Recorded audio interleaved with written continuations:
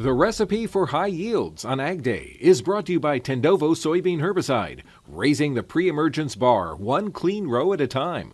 See how Tendovo delivers weed control without compromise at syngentaus.com/Tendovo. Every farmer wants to raise the highest yields possible, right? Well, today, AgDay's Michelle Rook finds out what farmers and agronomists include in their recipe for high yields.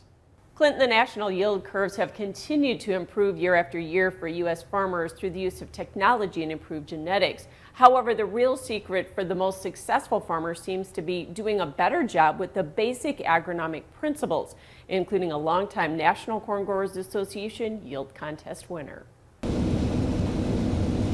Raising high-yielding corn is a challenge every year, but especially corn on corn. However, 12-time NCGA yield contest winner Kevin Kelb seems to have it mastered, hitting 400 bushels per acre on test plots on his farm. As he harvests this year's crop, he's actually working on his plan for 2023.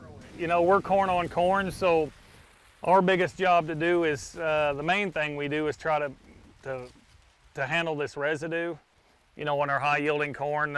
So that's kind of the reason why we run the 870 disc ripper to help bury that trash really good. So feed the microbes to get it going for next spring so there's no really residue left over, because that's where a lot of your disease comes from the residue. Kelb is shooting for the non-irrigated corn record of 443 bushels per acre and says, along with picking the right genetics, he advises waiting for ideal weather conditions for planting. He says the flood in 2017 changed his mind about early planting, as he finished the end of April and then lost the crop. And we started planting May 17th that year on our replant, and ended up being our best crop ever. And just because of being so uniform stand all the way through, it never had to go through bad weather. So our biggest thing is tell guys, you know, have patience, wait till the time is right. Agronomists agree that getting the crop off to a good start at planting time is key, and you only get one chance to do it right. And really good seed to soil contact in the right conditions, right? So we spent a lot of money on the equipment and the seed. Let's get it in there and give it the best chance to get going. During the growing season, Lick says proper plant nutrition sets the tone for strong yields. We need to start out with really good fertility, making sure that, you know, we're not short on phosphorus, potassium, make sure our pH is in the right place. Kelb monitors his plant fertility and health in season so he can feed the plant and preserve the crop's yield potential. You know, pull tissue samples, that's our key. You know, that's our guideline, that's our cheat sheet. Tissue samples tell us exactly what the plant needs.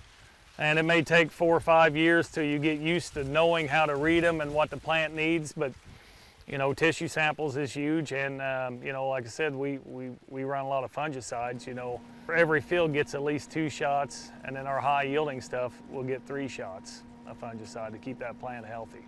Lick says that's all part of a complete agronomic plan that protects the plant and yield throughout the growing season.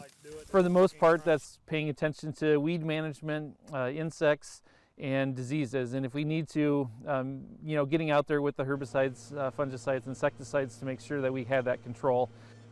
He says once growers have the basics mastered, they can start tweaking their agronomic system to increase their yields. The real trick is to achieve their yield goals while at the same time optimizing profitability.